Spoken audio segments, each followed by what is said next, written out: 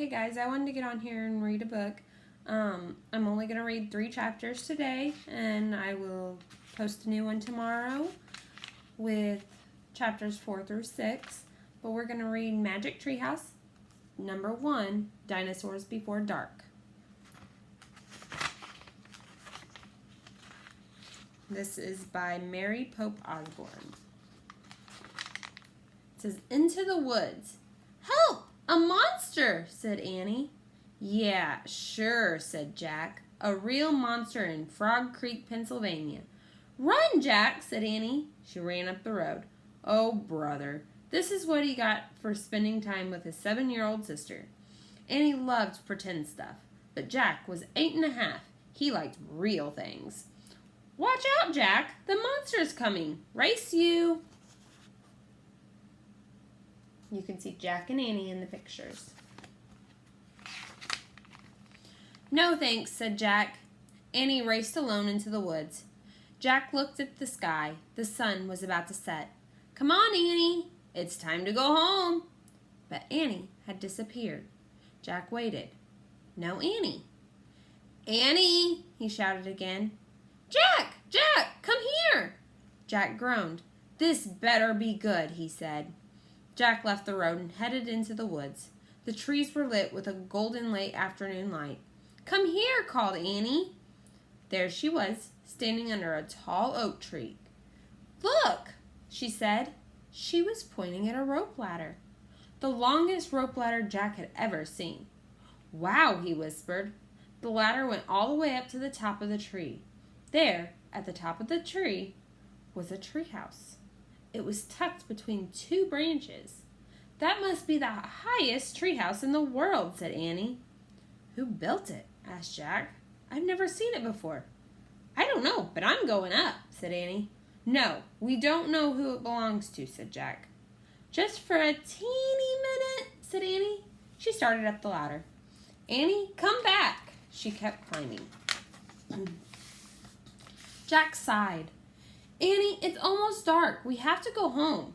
Annie disappeared into the treehouse. "Annie!" Jack waited a moment. He was about to call again when Annie poked her head out of the treehouse window. "Books!" she shouted. "What?" "It's filled with books." Oh man, Jack loved books. He pushed his glasses into place. He gripped the sides of the rope ladder, and up he went.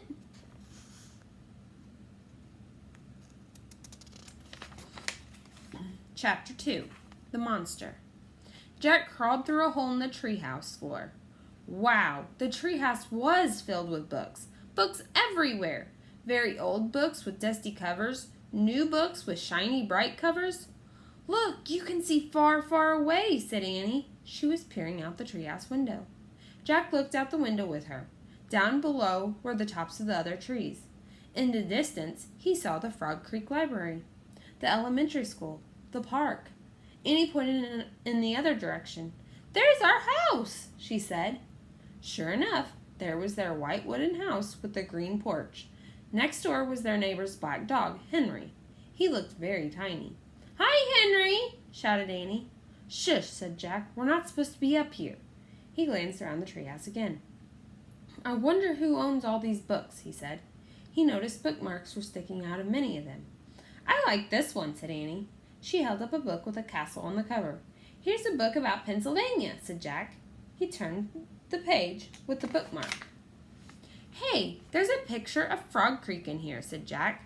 "It's a picture of these woods." "Oh, here's a book for you," said Annie. She held up a book about dinosaurs. A blue silk bookmark was sticking out of it. "Let me see it." Jack set down his backpack and grabbed the book from her. "You look at that one, and I'll look at the one about castles," said Annie. "No, we better not," said Jack. "We don't know who these books belong to." But even as he said this, Jack opened the dinosaur book to where the bookmark was. He couldn't help himself. He turned to a picture of an ancient flying reptile, a pteranodon. He touched the huge bat-like wings. "Wow," whispered Jack. "I wish I could see a pteranodon for real." Jack studied the picture of the odd-looking creature soaring through the sky. "Ah!" screamed Annie. "What?" said Jack. "A monster!" Annie cried. She pointed to the treehouse window. "Stop pretending, Annie," said Jack. "No, really," said Annie. Jack looked out the window. A giant creature was gliding above the treetops. He had a long, weird crest on the back of his head, a skinny beak, and a huge bat-like wings. It was a real, live pteranodon. The creature curved through the sky. He was coming straight toward the treehouse. He looked like a glider plane. The wind began to blow. The leaves trembled. Suddenly, the creature soared up, high into the sky. Jack nearly fell out of the window trying to see it. The wind picked up. It was whistling now. The treehouse started to spin. "What's happening?" cried Jack. "Get down!" shouted Annie.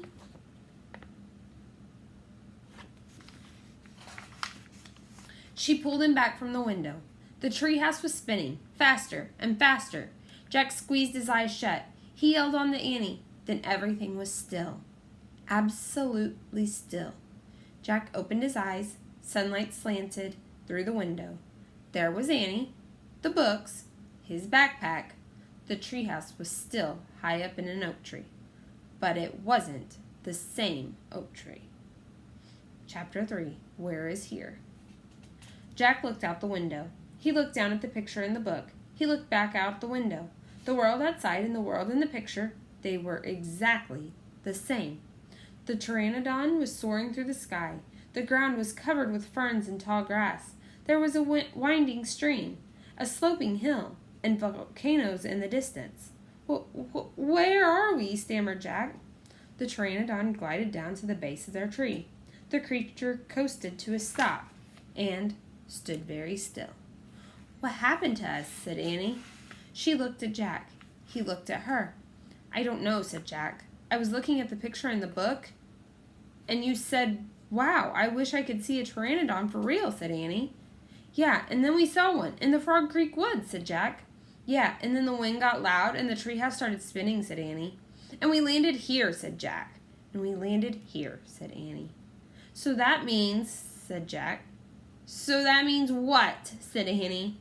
"Nothing," said Jack. He shook his head. "None of this can be real." Annie looked out the window again. "But he's real," she said. "He's very real." Jack looked out the window with her. The pteranodon was standing at the base of the oak tree, like a guard. His giant wings were spread out on either side of him. "Hi!" Annie shouted. "Shush," said Jack. "We're not supposed to be here." "But where is here?" said Annie. "I don't know," said Jack. "Hi!" Annie called again to the creature. The pteranodon looked up at them. "Where is here?" Annie called down. "You're nuts. He can't talk," said Jack. "But maybe the book can tell us." Jack looked down at the book. He read the words under the picture. This flying reptile lived in the Cretaceous period. It vanished 65 million years ago. No, impossible. They couldn't have landed in a time 65 million years ago. "Jack," said Annie, "he's nice." "Nice?" "Yeah, I can tell. Let's go down and talk to him." "Talk to him?" Annie started down the rope ladder. "Hey!" shouted Jack. But Annie kept going. "Are you crazy?" Jack called. Annie dropped to the ground. She stepped boldly up to the ancient creature.